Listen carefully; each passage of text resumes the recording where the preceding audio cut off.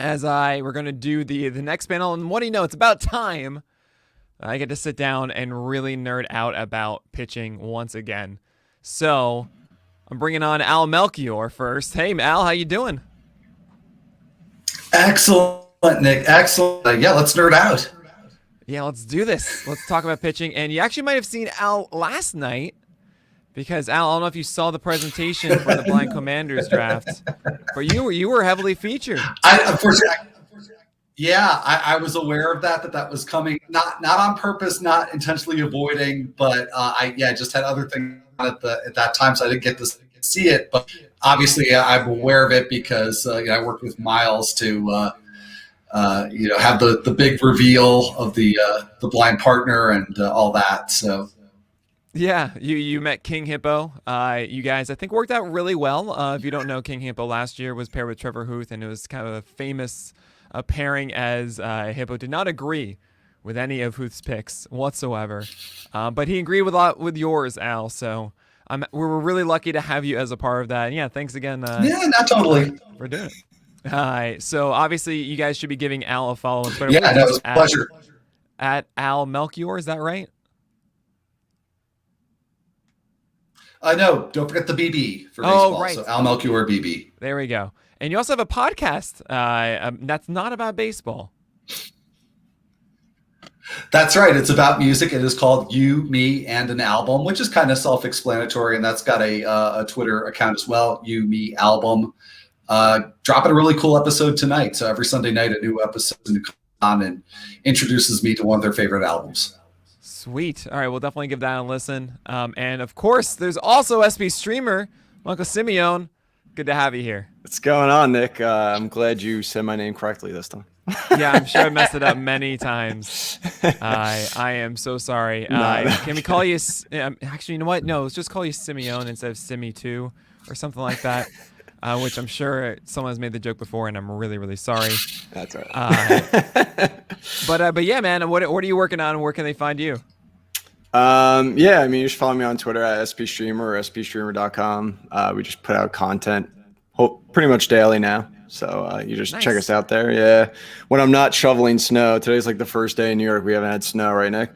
Oh my God. Well, I haven't lifted this entire room, so I have no idea what's going on. No, definitely nice to see that. I'm actually one of those curmudgeons where I just want one snowfall and then that's it. Otherwise, then I can't navigate the streets, and it's all slushy and terrible and horrible.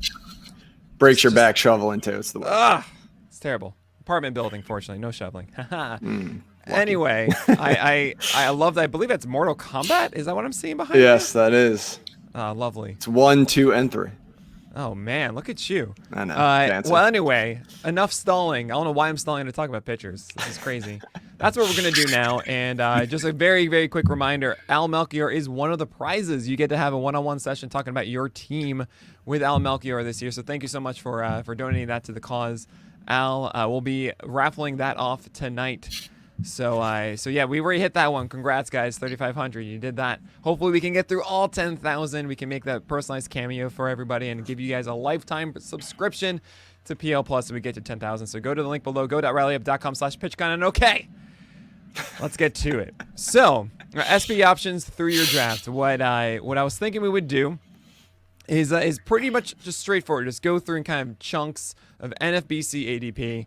Now, NFBC ADP isn't quite exactly how we're going to be talking about it. I believe, Michael, you're with me on 12 teamers. I think you too, Al. You generally talk about 12 teamers. Is that right, or is it more swayed towards 15 for you? I'm a little bit. Well, I think, and Michael, correct me if I think the way Michael and I had been talking about it was more geared towards 12 team, but we're ready to talk about some deeper options as well. Cool. Yeah, so we just, as you guys go through this, NFBC obviously is 15, so the ADP is a little different, and we'll talk about that as we go. Nice mug there, Simione. So let's just start off right away. Let's talk about your favorite pitchers inside the top 50. Michael, we'll start with you. Who are you targeting at their ADP? Sure. The first one that I love that's towards the top is Aaron Nola. And it's obviously because, he has that excellent command. He's like basically the master at getting called strikes. I think that changeup took a bit of a step forward last year. He's got elite horizontal movement on both of his fastballs. We know the curveball is great, but I think what's most important about him is that you're going to get a workhorse. I think innings are really going to be at a premium this year. And in 2018, 2019, he put up 200 innings.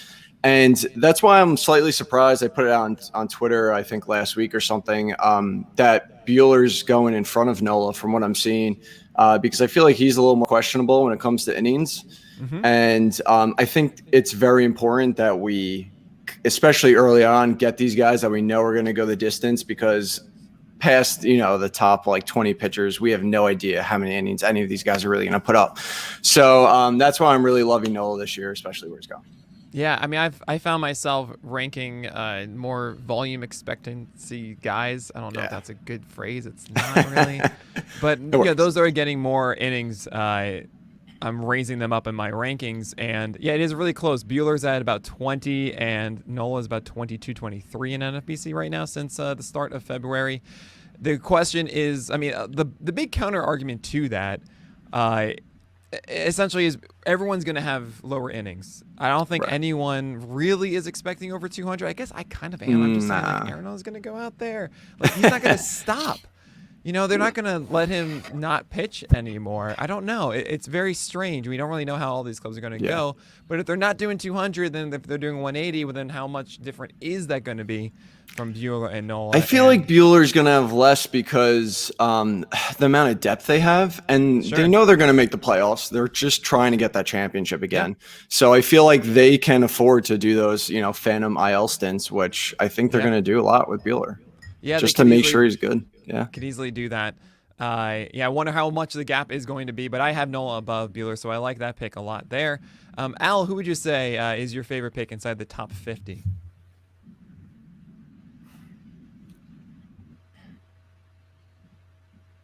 We got you, Al. You can do this. Did we lose him? Okay, yeah, I'm sorry, my connection's not the best. So that's okay. I apologize.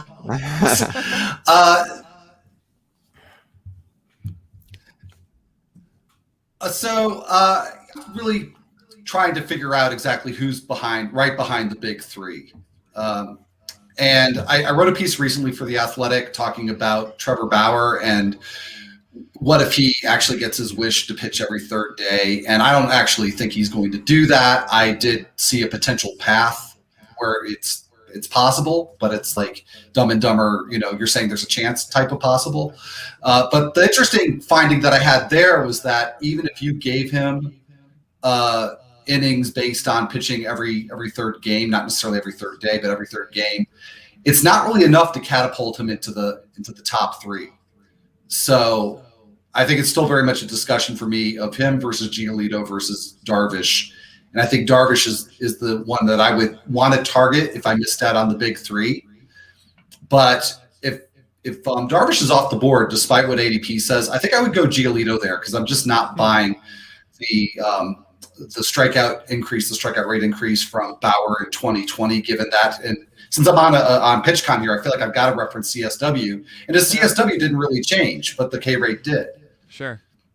So, whereas Giolito, I think what he did the last couple of years is absolutely legit.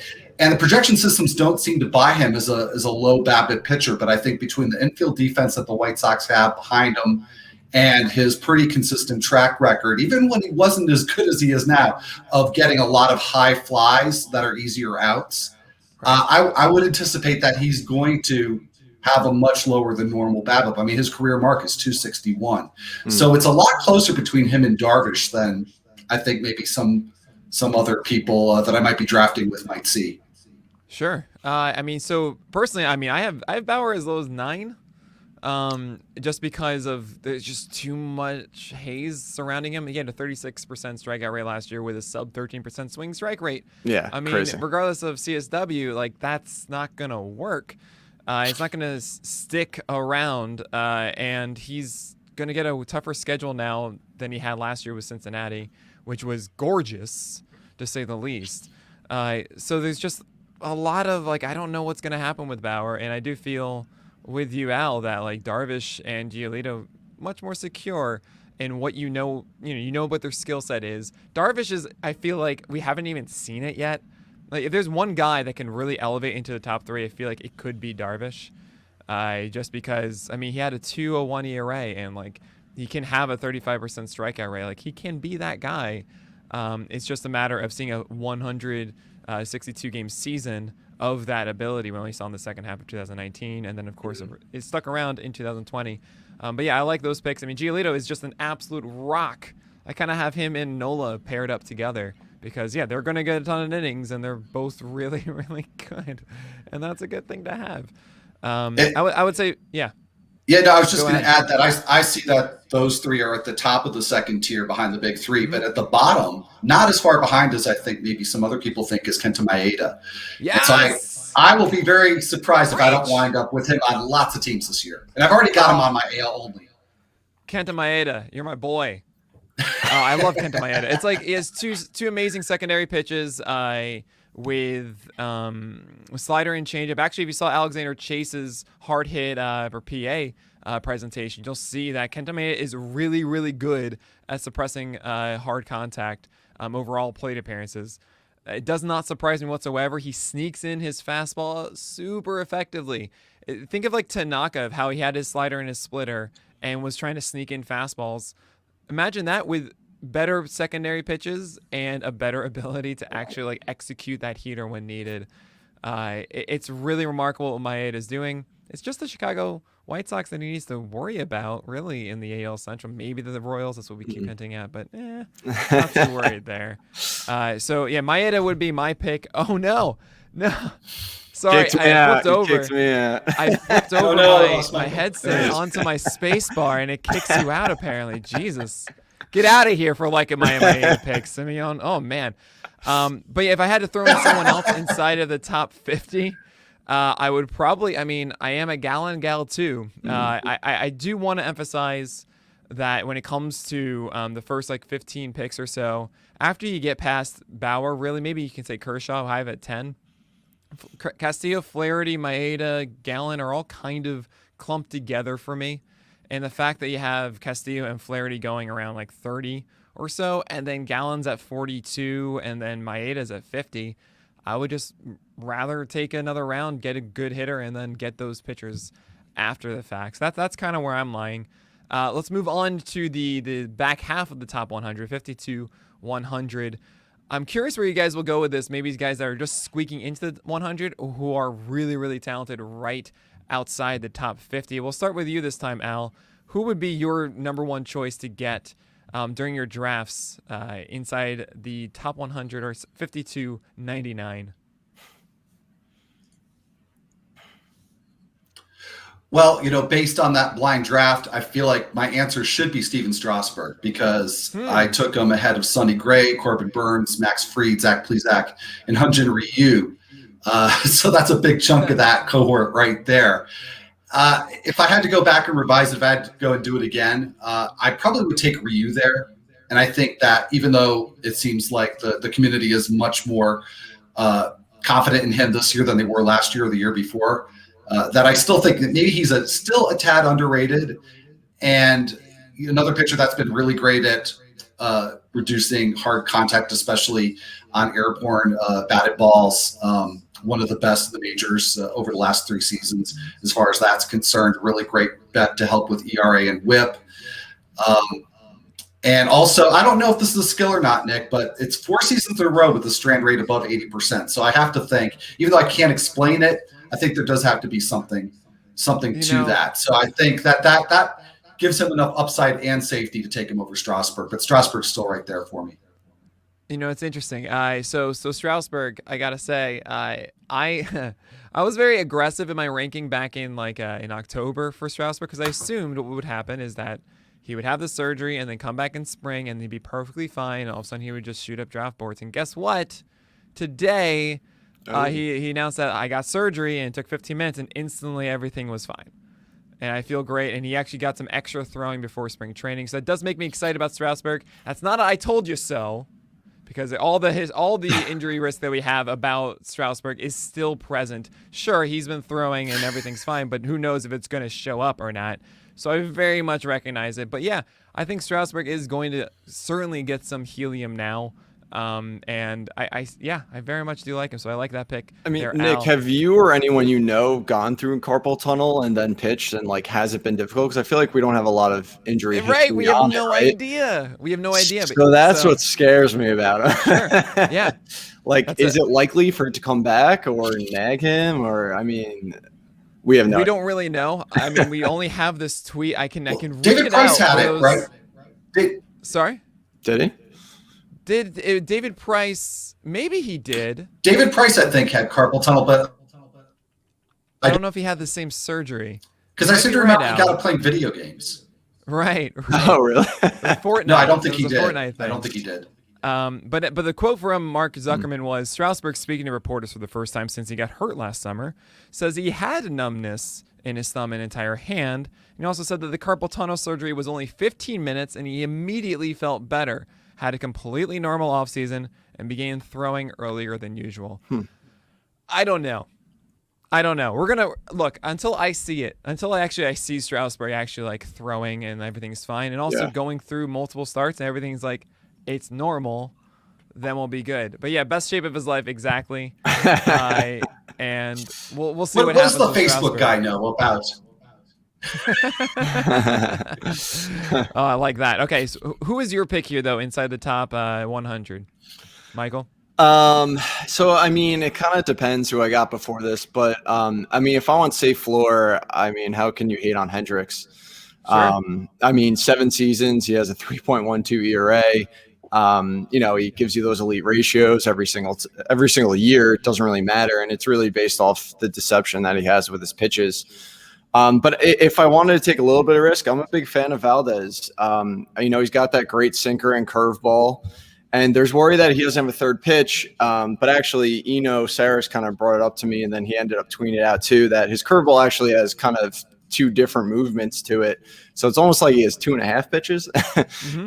So I think that helps him. And then not only that too, the Astros really let him go deep into games. Sure. So I think he could rack up the innings as well. And they're not afraid to, you know, let him go past the 60th inning even. So if you're in a quality star league, he's definitely really helpful also. Yeah, certainly. Sometimes to his detriment, he went too long. And Dusty Baker, I don't know. There's that one game where he just got blown up and he should have been pulled after 5, but he went to 7. It was like, what are you doing, Dusty? Oh, right. Never mind. We carry on, I guess. But yeah, with Framber, I hope you're right. It's a case where we've seen kind of the both sides of Framber, and he had that curveball in 2019. Like it had essentially the same results to it, but he got blown up because the sinker wasn't as good. Right. I don't know quite yet if that sinker has improved enough for a full-on 2021 season. So I do have a little bit of caution. But I mean, the first one you gave, Kyle Hendricks, like yes, that's. Yeah, how could you not? How can you? Didn't you hate on? Didn't Alex put him like 20 though, and you like? I was like, well, 20 is a little aggressive if you're gonna have a 20% strikeout rate. Like. A little. You gotta. I think I have that's a little too much. I'll probably go with Zach Wheeler, who's at 98. Only for the fact that he does a lot of the things that Kyle Hendricks does when it comes to suppressing hard contact. A really good fastball and sinker that does that constantly. And I think there's a slider that does suggest he can be more than just a 20% strikeout rate. So I see him in Hendricks, as Hendricks has a better history of being productive with a better whip as well. There's also the other side of it where Wheeler could be a 24% strikeout rate if he continues experimenting with that slider. Not to mention, like last year, we all didn't know if Wheeler was going to pitch because his he was adding a child to his family, and we didn't know if he would take time off. And he didn't, and he showed up. But I have to think there was, I don't know, like this is a normal offseason, everything like that. I can't emphasize enough, like having that proper ramp to a season can allow him to develop the way that we want him to. So I think around 98, going behind, say, Jose Barrios, who does the same thing but worse. I don't know. I'd rather go with Zach Wheeler there. Any thoughts on Wheeler, you guys? I mean, I like him. The past. I just don't know what to expect. Oh. Sorry, yeah. The delay is killing us. No. But yeah, Al, you don't know what to expect. That's a really good call. Like we don't really know fully with Wheeler. I believe in the heaters though. He throws like 96, 97, gets weak contact. Yeah. All right, we're gonna move on to 100. Yeah, to no, I 150. think you made a good point about. Yeah. Al, if you hear us talking and you start going, you just keep going, okay? Just so you know, it'll help. Just keep going Yeah. until you stop, and we'll So pick it back up to right me? after that, okay? No, just keep. Whenever you want to talk, just talk. All right. I'm serious. It'll help a lot with us. Okay, so All right. so 150, 100 to 150. We'll start with you, Al. Who is inside of your top 150 as someone that everyone should be targeting?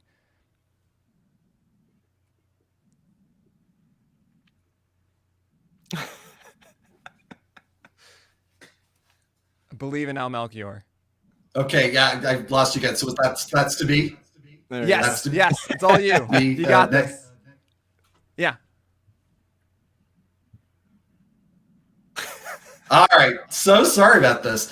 okay. So I think I'm gonna maybe sit this portion of the draft out for pitchers. I mean, there's nobody I'm that excited about. I'd say probably the one that I like the best at the ADP is Sandy Alcantara, and I generally like that whole Marlins trio that's stacked up in the ADP: Lopez, Sanchez, and Alcantara. But I actually like Alcantara the best of them because he does have the strikeout upside, which we haven't really seen completely yet. Along with that proven ability to get a lot of low ground balls, not only to avoid home runs, but also something that'll help out the BABIP. So that's a combination with a lot of potential there. So he's probably somebody that I'll target there. But I like so many of the options that we're going to talk about later on that this might be a portion of the draft where I stock up on hitters. Man, how dare you say that, Al? This is the tier of all the amazing pitchers, the fun ones, the cool people, where the true valuables shine. But fine, I understand. I understand, Al. Work for you. Yeah, there you go. All right. Michael, how about you? Who would you see inside of? So there are a lot of really, really fun names. Ian Anderson, Jesus Luzardo, Zach Greinke, Chris Paddock, Dylan Bundy, Lance McCullers Jr., Charlie Morton, Joe Musgrove, Julio Urias, Pablo Lopez, Patrick Corbin, Kevin Gausman, Sixto Sanchez, Frankie Montas. I mean, there are so many interesting guys to go for. Which one would you go for? Yeah, I think he's around the cusp. I'm going with him anyway, and I'm sticking with the Marlins here. I love Pablo Lopez. I mean, he's got that high ground ball rate as well with a decent strikeout rate. The changeup we know is filthy. It really helps out with his two fastballs. I mean, last year overall, that changeup had a 17 swing strike, 43 O swing. I think it was a money pitch. Cha-ching. Yep. And yeah, and then I feel like people kind of forgot that, in 2019, he was pitching really well and then he got hurt. So it kind of ruined his season. I mean, when he came back, he wasn't really the same. So I feel like we've kind of been seeing Lopez breaking out for almost 2 seasons now. So I feel like he's finally really going to do it. And yeah, I mean, how can you not love him?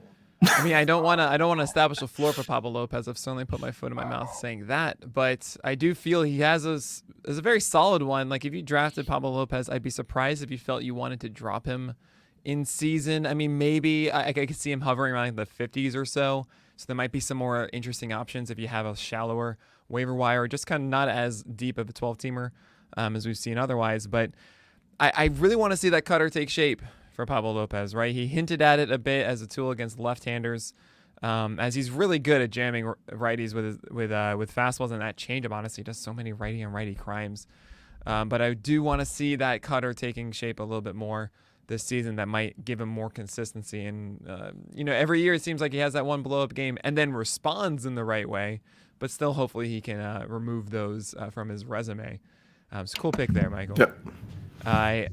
Man, there's so many. I've said so many guys. Look, I'm going to go with the 2 boring old guys, all right, that everyone is terrified of. And I'm like, be strong, diamond hands. And that's Patrick Corbin and Charlie Morton. Both of those guys look, we entered 2020 saying, we're not going to count 2020, all right? We're going to look at 2019 and 18 a lot more. We're not going to use a small sample and go crazy. We know how good they are. And we're not going to let that affect us. Well, it's affecting Patrick Corbin, who's at 135 after being a top 40 pick entering 2020. Yes, his velocity was down initially. He did bring it back up a little bit. I'm very willing to say 2020 was weird. We saw this very small sample of Corbin, and if we had a full season of this, I think he would have corrected it by the second half. You're getting an amazing value here. Someone who will also be going a ton. When you talk about value, well, you have Pablo Lopez, you have Sixto Sanchez around here, you have even Joe Musgrove and Julio Urias. None of those guys are going to throw as many innings as Patrick Corbin is, who had 200 inning seasons, 2018, 2019. He's going to be doing that for the Nationals. He should be back up to the 25% to hinting at 30% strikeout rates, I believe, as that slider gets better fastballs as well. It just makes too much sense, and he's fallen too far that now he should be a target in all of your drafts. And Charlie Morton, I think he's just really great, and he's going to retire. So just go and get him. Nice and simple. Don't be worried. I mean, the injury I think is a little bit more of a significant thing with Morton. If you're debating between the two, you know what? Just feel a little bit more safe with Corbin and don't look at that 4.73 ERA. Does it worry you that Corbin's fastball was sub 90 for the first time ever though? It was, and then it got back up. Yeah, that I know. Right, and the fact that it got back up doesn't. Right, if it was like it stayed that way the entire way through, then yeah, but. Look, everyone was going through crazy schedules, and we had no idea when the season was going to start, and, like, COVID was a thing, and, like, I'm not going to, I'm purposely not putting that weight on early season velocity numbers, more so of in-season as it went on, and he did get it up. It wasn't as, 92 as before, but it was, like, 90 to 91 as opposed to the 89 to 90. I think 2019, he did the same thing. I think his fastball started low, too, and then it kind of steadily rose. So maybe it's just a little slow starter too. Works for me. I think this is not working. This is too low. Like Troy, I don't like that. Too low like Troy. Okay, we're gonna move on past that. Let's go from 150 to 200 now. Michael, we'll go back. We'll start at you this time. Who are you picking as you navigate your drafts around pick, say 175 or so?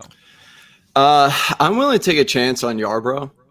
Oh. And I know the innings are a little worrisome. I know they're going to mess with his starts. He's not going to start all the time. They'll probably bring him in long relief. But, man, I love the cutter changeup combination. I think they tunnel really well. I love how he puts it like towards the outside of the plate against right-handed hitters. Mm-hmm. His swing strike rate skyrocketed. And, I mean, yes, some of it was because relief appearances. But still, it has gone up consistently, I think, the past 3 years. Induces a lot of weak contact. He always has the ability to suppress home runs. So there's so much to love about him. It's just a matter of the Rays giving him starts every single week, which who knows if they really will. But it's something I'm willing to risk because I feel like he can more than make up for it with what I think he could do is elite ratios. Yeah, well, that's the thing is that his whip has never really been bad. And he is in some ways like a Kyle Hendricks in this way. Yeah. Like he's a soft tosser. I think you make a great point about his cutter and changeup being two very effective pitches. And it's just a question of, is he going to get those frames and be able to, I don't know, avoid the blowups too. He isn't someone that is destined for a 3.5 ERA or so 3.75. It could be a little bit rough along the way. So yeah, I think that's a very interesting pick. I think not enough people are understanding how good of a whip he does give you, and that can actually be a lot of value there. So cool pick there. Al, we're gonna go to you now. Who would you say inside the from 150 to 200 that you're going to go for in all your drafts? Okay, well, and I'm going to second Yarbrough. I love that pick. As Michael mentioned, just elite at limiting hard contact. In fact, no pitcher over the last 3 seasons has allowed a lower average exit velocity on flies and liners with 400 or more of those batted balls. So, and another stat that I really like to look at is contact percentage in the zone. His is excellent, 81.1%. So while that doesn't necessarily translate into a high overall whiff rate or high strikeout rate, that means that the contact disproportionately is being made on bad pitches. So that he scores well on that metric. But go back and make another comp to Jose Barrios, because I can't remember who it was that you said before that was the same, roughly the same. But I would make the same argument for Marco Gonzalez, who's going much, much later, about 100 picks later than Barrios. And I'm not sure what Jose Barrios gives you that Gonzalez doesn't, and probably is going to be more inning. That's a very interesting point. Okay. So I think I've made it well known that I'm not in the Marco Gonzalez camp, only because I don't see as much of a change in 2020. Ahead will point to his release points maybe shifting, and maybe I'm not giving that enough credit. But I don't see like a Hendricks type repeating still. Comparing it to Barrios is very interesting. Marco Gonzalez had a 23% strikeout rate. So did Barrios last year about. And if Gonzalez can keep that 100%, an amazing comp there. I don't know if Marco Gonzalez can be that. And I'm certainly hesitant to jump in, but still, he's at 170. I don't blame anyone taking a chance there. And if it doesn't work out in your 12 teamers, I mean, you're past pick, 14 now, and essentially after pick 14, you got to recognize that most of those guys aren't going to still be on your team when it comes to August, September anyway. Yeah. So might as well see if Marco Gonzalez can pan out. The thing I will note is he does have a tough schedule at the beginning of the year, so be careful. Make a decision early before you draft Marco Gonzalez. Note, are you going to start him in those early starts? If you are, then by all means, let him loose. And I hope he conquers contact once again for another season. I'm going to point at David Price, who's at 185. If you notice a trend here, I'm going after guys, for the most part, that I think are getting pushed down too far based on a 2020, say, opt-out or injury or just underperformer. Less so of someone that did perform really well that I'm buying in on. And David Price, I mean, he's pitching for the Dodgers now, which is, I think, a helpful thing for him. Yes, we don't really expect him anyway to pitch up to 180, 200 innings.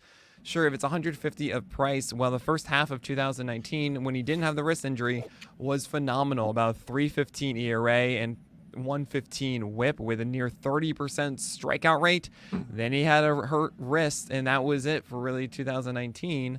And then he imploded in the ratios department with that injury. Then he didn't pitch in 2020, and now that's it. That's the story of David Price, who's here now at 186 in NFBC. He might be a little bit earlier in your 12-teamers because I think the injury risk is pushing people down. But a guy like David Price is exactly who you should be chasing, given that these guys might not be on your team anyway. See how Price is looking. See if he's getting that cutter and changeup, effectively missing strikes and stealing them inside the zone. And hopefully his velocity, I mean, sure, it's not going to be like 95 like it used to be. But if it's 93, 94, I think David Price can be a very, very effective guy, hinting at a 25% strikeout rate, not killing your ratios. So I'm going to be favoring David Price a bit there. Anything you want to add on those two guys, Michael? Like one, what you said? No, Marco and David Price. Yeah, Marco's tough for me. I feel like he actually has somewhat of a decent floor, but at this point, I think I'd rather be chasing upside because kind of like you said, we're looking at guys that will end up probably dropping. So why not take a shot on someone who can, potentially bust out, basically. As far as Price, I don't know. I've never really I'm not a fan of it just because with the age, and I felt like he was starting to diminish a little bit, and then now he took the full year off. Plus, again, like I mentioned, the Dodgers, I just don't like going with their pitchers because you never know what they're really going to do. Sure. And I think I would just prefer to go with like a younger guy with upside as well. I mean, obviously Price's upside is tremendous. He's been an elite pitcher before. But like I said, the innings, I don't know. Well, I will say, as far as innings go, I think, Dodgeritis is real. As far as in-start innings, I would think that Price would have more of a leash than, even on the same team, Dustin May or Gonzalez. Even the Dodgers have certainly tinkered with it, even though they've expressed that they can go deeper. I would like to think that Price at least has the opportunity to go through the six more often. But we'll see. I have no idea what Price is. It's a good point because I mean, I know it's a different team, but you actually saw the Mariners do that last season. I feel like these teams are probably going to do it where they're going to 6-man rotations, but by doing that, they're letting their pitchers go deeper into their starts. Like I think Marco Gonzalez actually was like top 20, I think, in innings pitched last season. And yeah, they went 6-man a bunch, but it was because they were letting him go deep into games because he was getting more rest. So it's an interesting point. So before we continue on, I do want to give a quick shout out to our recent contributors: Robert Gallagher, Rob Silver, Michael Armagno, Kellen Arneson, and Drew Forte. Thank you guys so much for supporting. We have 3 $100 donations inside of that. Amazing. We're over the $6,100 mark, so please go to go.rallyup.com/PitchCon. We're getting there. We're under 4,000 left to raise. We have until 10 p.m. Eastern time tonight to do so.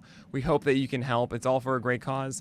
Everything, for 50% that we raise is going to Feeding America. So please go to go.rallyup.com/PitchCon and support if you can. Spread the word off of Reddit and Twitter and Facebook, wherever you can. All right, we're going to keep moving on here. We're going to go into the top 300. So you have a whole 100 to pick from here. You can pick multiple guys, people you want to highlight. And after we do that, we'll go into the deep sleepers past 400 and then kind of talk about strategies through the draft. Oh, man, I can't talk today. Bad thing when you're hosting a conference. This is called SB options through your draft, not necessarily our favorite picks. So we want to also pull in the strategy that we go through these drafts. But yeah, Al, we're going to start with you. You can start talking now. Don't worry. And who would you say inside of 200 to 300 that you would go for?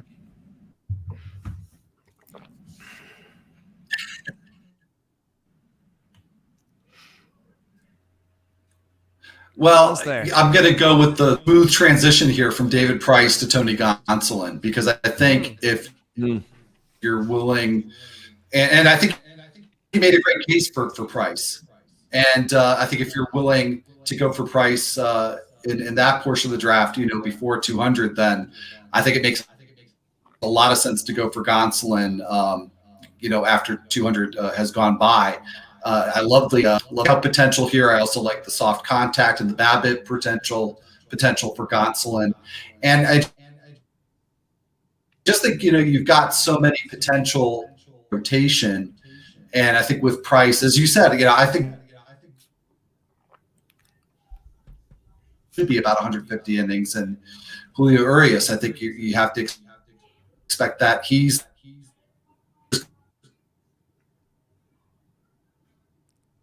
and I think that Dave Roberts is going to have an incentive to keep him in the rotation as much as he can. So I think that between the great potential, that he would be a great pick after 200. And going a little different way, Zach Davies, who is, sort of Kyle Hendricks's, lighter version, I guess, in that Cubs rotation. But I think he's going to get plenty of innings. I was really encouraged by the results he got in 2020. Change up more, and yet still not compromising his. I like him late as well. Yeah, the Zach Davies pick. Oh man, starts against the Pirates twice. Same with Alex Mills, and you want that that's instant value for your 12-teamer. Again, you're not going to be rostering a lot of these guys through the year in your 12-teamer. You might as well get the ones that will produce right away. We don't know if the changeup is going to be as elite as it was for Zach Davies in 2021. Still should be good enough to let you start him in at least that first start and probably that second one too. So I really like the Zach Davies pick there. As far as Tony Gonzalez, his stuff is amazing. Just get out of LA. But he still shouldn't pitch nothing, right? It shouldn't be an absolute void of opportunities for Gonzalez. So if you're willing to put up with not knowing if he's going to start this week or not. So if I'm a weekly league guy, I'm avoiding Gonzalez just because I don't know when he's going to start and if it might change. But if I'm daily league, if I'm doing normal 12-teamer, Gonzalez is a much more of an appealing pick to me because then you can actually slot him in when he does pitch. Man, I just combine swap and slot to make swap. Oh Lord. All right, how do you feel about those picks, Michael? And who else would you go for? Yeah, Davey's interesting. Insanely good command, which is good. I feel like he's never really going to kill you. And Gonzalez, I love everything about Gonzalez. I just wish he was on a different team. I would be all over him. But like you said, and when I think about some of my home leagues, which are daily leagues, he makes a ton of sense because even if he's just in the bullpen, at least he's going to get you good ratios and you could just use him for that. Sure. Yeah, for me personally, I really like Brad Keller. I don't know if you could tell I have like a theme here going too. I think he's going to put up a lot of innings, can go deep into games. induces a lot of weak contact. He's pretty crafty with his stuff. So I think he'd be a pretty good option later on. And then I really like Scooble. I don't know if you saw the latest Minding the News. He went to Driveline this offseason to redesign and better his changeup. Add it to the spreadsheet. Yeah. Which a changeup which was already good last season too. So I feel like if you pair that with his four seam, which has a ton of rise, he's got that really good slider. He's really intriguing. I mean, his strikeout rate has always been phenomenal. I mean, last season, even I know a small sample was 27%. I mean, throughout the minor leagues, it was like 40s, 40%. Yeah, oh no, it was absurd what he was doing. Oh my Lord. So I mean, hey, if he's going to Driveline, they could better another pitch of his, and he could just kind of eliminate that hard contact that he gave up a lot last season. I mean, there's just so much upside with him. Right. And I like that he's not afraid to pitch outside the zone too. So he's someone I'm definitely eyeing. Man, so Brad Keller, like I want that to work. I really do. I like the fact it's been working for a couple seasons. Kind of. I mean, it was like a 4.19 ERA in 2019, 135 WHIP, and he had like this moment in August. I remember when he all of a sudden went from like 92 to 94.5, and it was brilliant for like 5 starts or something like that. We're like, yes, okay, Brad Keller, and throwing sliders down and fastballs up, Blake Snell blueprint and everything, and then he got injured, and that was it. Yeah. And then this past year was like 92 to 93, but he was able to like avoid hard contact a lot, like a 5% homer fly ball rate. He's always been able to do that, but cut it in half fully from 10.2 to 5%. 5.1 for Brad Keller, but it was a 102 WHIP and 247 ERA and 233 BABIP along the way. And it's like, I don't know how real that is. And you're only getting a 16% strikeout rate. So I see Keller. I mean, I'm not surprised that SP Streamer is into Brad Keller because that's exactly the role that Keller would have, and it's like, that's it. I love him as a streamer. Look, again, Rangers first, right? That's the first start for Keller. Okay. If he gets that, sweet. I'm in for that one start. But I'm a little cautious of, how long I'm going to actually be rostering Brad Keller.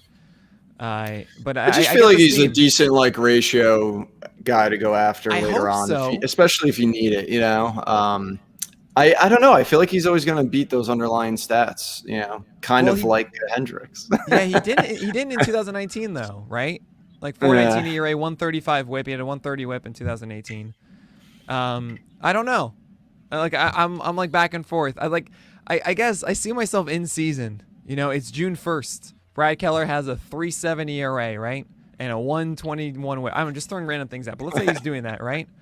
Like, are you holding on? Are you keeping the faith that like this is what it is forever, or are you like it depends. He's a Toby. No, I'm not. He's a lovely he's a Toby. I think that the perception that's been built around him is gonna so he's not gonna in big demand on if you put him on waivers at that point. Right. Be somebody you're probably gonna be able to get. That's a good point. Yeah, so go after him like that. That maybe Michael just go. Has to think about it. Mm-hmm. Yeah, we'll see. A couple of really interesting names. I mentioned Shohei Ohtani yesterday with Spore. I would love to take a chance on Ohtani, like especially at 231. Like, I don't think Ohtani pitching is going to hurt you. I mean, yes, 2020 he did, but that's because he was hurt still. Yeah. And I have to think that like Ohtani pitching, like, no, he's not going to hurt you now. They made that mistake and they won't make it again. Words to quote later. But yeah, 232, like Shohei Ohtani is a really supreme talent. And I would 100% be taking a chance. And look, I love Drew Smiley at 229. I think he's a fun one too. But Ohtani, the pitcher, once a week, it's on Sundays. He's going once a week. Well, I don't know if you saw, they say they might pitch him more than once a week. Ooh, I did not see that. Yeah, I saw that somewhere. I forget where.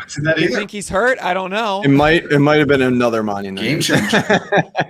Oh, man. Be still my beating heart. But there's some really, really fun guys here. I mean, obviously, you guys know I love the Bear. That's why I call Jordan Montgomery. You have Michael Pineda, who also should have a favorable start early on. I think it's either Milwaukee or the Royals. I gotta remember this. I just know that it's a favorable start first that you'll likely want. Oh yeah, the Tigers. For Michael Pineda. I mean, he worked out last year, and I don't really see him faltering too much early there. So tons of fun names at this point. Hey, James Paxton. He's a thing still, and he's actually been effective when he started, say for his, cyst removal of my back and forearm strain last year. Look, might as well at 245. He should be a target in your drafts because, again, you're not going to be rostering a lot of these guys come May, even, as you go through the burn and churn of being in a 12-teamer. That's how you have success. So definitely consider James Paxton there as well. But we're going to go more into the deeper stuff. We're going past 300 here, and this is really like the end of your draft, often undrafted. I'm curious to hear what guys you think are, or could be real steals here. We'll start with you first, Al, and start talking now as I talk through the delay. Is there really a guy that you think, all right, what, this one? So I'm going to make another Minor versus John Means, and I think you might not like this one, Nick. I think you might not like that. But, again, looking at the comparison, they've got similar strengths, and they also have a similar weakness in that they could be hurt by the long ball. But I think that Minor's maybe got less vulnerability in that regard, and I like his potential for wins in innings more than I do for Means. I think Minor's going to go I think he's going to go into starts, but my worry about Minor, and I think maybe equalizes him and Means, is that I do worry that maybe he gets to a relief role when Daniel Lynch comes up or Lucy Jackson Coar. So interesting. There's a little bit of risk there, but again, we're talking super late. So I like Mike Minor a lot. I think he's going way too late, and I'm really interested to see what happens with the back of the Reds rotation because I'd be real interested in either Michael Lorenzen or TJ Antone, especially. Whew. You're speaking to the choir here. You're preaching to us. I've talked about contact before, but 79.6% zone contact rate last year. That's pretty special. And also 56% swing rate. So he's getting the swings and the freezes. That's a pretty neat combination. So like those two. Yeah. Those are some great picks. I mean, yeah, Michael Lorenzen and TJ Antone. I know, Michael, that you are certainly in on Lorenzen. Are you in on TJ as well? I'm not if he's going to take Lorenzen's spot. Yeah, Lorenzo's throwing cheddar with slider and changeup that works. But Minor, honestly, I mean, now if you watch the recap, I mean, no, wait, we were in the room. We were in the room together in the blind draft. I took Minor with my final pick in that. I mean, it was a best ball format. So essentially I'm thinking, okay, the volume for Minor, I don't think he's going to be so bad. So I'm actually on board with the Minor pick. Same. I don't know why you're slinging mud with John Means, though. How dare you? I don't know why you need to bring him up in negative lights. But Minor, I do like that call that he's going around 292 right now in ADP, while the Lorenzen, I don't even see on the thing here. I think he's like at 400, something ridiculous. Yeah. I think that's crazy. 415. Silly rabbit. No, that's not what you want. Okay. Michael, who are you picking between 300 and 400 here? I'm going with JT Brubaker. Yeah, nice. Yeah, he was slightly unlucky last year, but I mean, that slider is great. He was at the 7th highest CSW amongst all sliders in the league. He used it really well against right-handed hitters. I think he needs to do a little bit of pitch mix change against lefties, though. For some reason, he seemed to feature the four-seam more, but it got absolutely crushed at a 530 Wobicon against. Oh my God. And only a 3.4 swing strike. So not good. So I think he needs to do that. The only problem is, too, he's pitches for the Pirates, so who knows if they will see that. But yeah, I mean, hey, I feel like the strikeout potential's there. I mean, at this point too, why not take a shot? Obviously. Yeah, Brubaker does seem more like a streamer, just because. Yeah. I don't know if he can do so much more. It's a really good slider, and that sinker will get outs, but it does seem like okay, you're not going to get the wins you want. I don't know if he's really a big strikeout guy, and you're just hoping for a good matchup on a given night. I've been in the drum a lot on Caleb Smith, of course. It's shocking, and with Mitch Keller. I do want to acknowledge that I currently have, I think, Domingo Germán around 71 on my list. because I expect him to get the rotation spot. But honestly, I mean, I see him at 323. But if Davy Garcia gets it, I don't really care who does. Whoever it is, I want on my fantasy teams. I think both of them have a supreme talent. You have Domingo Germán's phenomenal curveball that should show up again for 2021. And David Garcia has a very good breaking ball on top of a very solid fastball that doesn't get hit very hard. And I think that if he does get that opportunity out of the gate, sure, it probably won't be like the full season. You might see Germán kind of mixed in between a little bit of the Dodgers situation possibly, but then that's assuming that both Kluber and Tyone are completely fine with injury. So whoever gets that job, I think I'm good with out of the gate, and definitely consider those guys at the end of your draft. You'll probably get that clarity by the middle of March or so when you are doing your drafts, because you shouldn't be doing them now. You should wait as long as you possibly can, especially with the relief pitching landscape.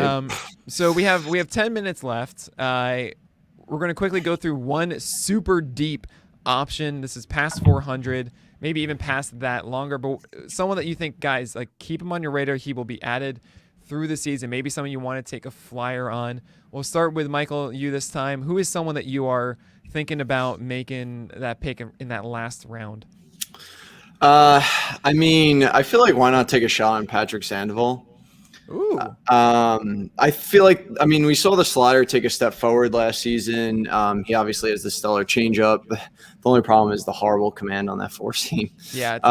It's a big if with him, but I mean, he's going past 400, so, you know. But yeah, I feel like not a lot of pitchers at this point have, you know, two breaking balls that have above average, you know, whiff rates. So I find him really intriguing for that reason. Oh, the Irish Panda. The only thing is, like, I know he's heard us before, but yeah, he's oof. But yeah, it's opportunity is the only question. Just because, I mean, the Angels look like they're going the way of as much depth as possible, which is wise because they have his track record of all these injured pitchers. So yeah, I just think that he's 7 or so at the moment. But if he does get, yeah, I just feel like with who they added though too, like how long are they really gonna last? I mean, right? Yeah, Cobb isn't, you know, Quintana. Definitely. Yeah, you should be keeping the Irish Panda that is Patrick Sandoval on your radar. Al, we're going to shift to you. Start talking whenever. Top 400, outside the top 400 players or pitchers, who are you going for? I'm really surprised at how late Matt Shoemaker is going. Like, why not take a flyer on him maybe around 300? And then I think his ADP is 500. Great team context, great track record when he's been healthy. So, I mean, I think he'd be an amazing late rounder, maybe even in a 12-teamer. Wow. Well, maybe that could that certainly could work out well. For the sake of time, I'm going to keep moving on here. Dean Kramer's at 600. And I think Dean was really, really good last year in that small sample. We saw a really nice cutter getting strikes, a big curveball to get whiffs, and a fastball that is kind of solid. So, I mean, actually, look, I see Matt Shoemaker at 599 there, Al. So look at us. How do we get here? Shoemaker can be a good Toby at times too, so definitely keep him on your radar as well. And if that splitter is working, then that can be a lovely time. I want to bring this all back here as far as strategy for your draft. So you're looking at SB options through your draft here. How are you crafting your teams normally? Are you, Al, you kind of already expressed it, that look, between 100 and 150, I'm going for hitters at this point. So can you expand on that a little bit? Start talking whenever about, like, the top 100, how many pitchers you're trying to get, and then when you're trying to jump back in after that. Yeah, well, top 100, I think probably looking at trying to get 3 or 4, because I'm really good with the options that are, quite a bit later on. And yeah, as a general rule, I think I'll sit out that middle portion, but I think that there's an opportunity, like I say, to catch up later. But I don't know that I have a grand strategy in terms of how many pitchers to get in, like, rounds 1 through 5 or 1 through 10 or such, because I really do take it round by round in terms of who's best available. I'm really a fairly strict adherent to a tiers approach, and looking at, like, okay, where am I really going to regret missing that drop off point the most? So I could see a scenario where I go after a Pablo Lopez or a Sandy Alcantara, in the middle, because I could better afford to do that than maybe wait on a really deep third base or second base pool or something like that. Sure. And how about you, Michael? Yeah, I'm with Al on this. I'm looking for 3 to 4 pitchers in the top 100. I just feel like the way the landscape is, I like a lot of hitters in those middle rounds. I feel like a lot of good ones are falling. And then I would go back to pitching later on too. I just feel like it's important to, get 2 to 3 pitchers early on. I'm looking for like 3 pitchers in like the first, maybe even 6 rounds. And it's just to get that really good innings base, because it's such a worry. And I feel like you want pitchers that have not a lot of question marks when it comes to that. Yeah. I think I am on the same page with you guys here. I've said a lot, essentially 4 guys in the first 10 rounds that I trust, that I feel like through the year I'm not going to be dropping them, that I trust that they're going to get me volume and productive volume to some degree. The question of where that ends, I think, is up in the air for different people. And I think we're kind of on the same page. Like, yeah, it is important to get for you, Michael. It's like 3 in the first 6 is how I need to establish that. Mm-hmm. I'm willing to extend it farther. Maybe it's my positivity towards pitcher performance, that I just want them all to be dope, so I'm going to encourage that they actually are going to be dope. But I like to think that it goes until about the top 35 starters or so. For example, I have Plesac and I have Burns, at 30 and 30 or 29 and 30 or so. And I think that when they pitch, they're still going to be productive for you. They aren't necessarily the same rock as like a Kershaw or a Flaherty, but they are still going to help. They're still going to be productive, and you'll be happy that you have them rostered. I have them lower, but I mean, same time like Zach Greinke. Zach Greinke has had like a 23% strikeout rate as a low, while having sub 115 whips, and he's going to get a ton of innings in Houston. And this is the weird year where I'm like, hey, I'm going for all the old guys who are kind of boring and we're all terrified of for some reason. And it's like, wait, what? I'm the guy that, like, I love all the young ones. Like, wait, but no. But this, I feel like this should be the year that we get that, because we got to enforce saying, look, we get the 4 that we like. Then I can have a field day. Yeah. Then I can go after Tyler Mahle. Then I can go after Shohei Ohtani and Musgrove and whatever, because I don't have to rely on them to be inside that top 4. I need to acknowledge, like, okay, like, they didn't pan out exactly right. That's fine. We'll just go on to the next one, because it's a 12-teamer. And trust me, there will be a next one. There's always a next one in fantasy baseball. It's shocking. And if you need help with that, you can certainly go to SB Streamer, as he focuses on streams a lot. Obviously, you can check out my stuff at Pitchros as well. And you can obviously go and talk to Al, especially if you win his prize of a one-on-one with Al Melchior. So that's actually going to end our panel. Al, Michael, great talking pitching with both of you. I'm really happy that we can make this work. Thank you so much for being a part of PitchCon. You can follow Al at Al Melchior BB on Twitter, and obviously all of his work at The Athletic, and listen to the Fantasy in 15 podcast. Michael Simione, all the amazing stuff you've done at SB Streamer. You've created a whole brand.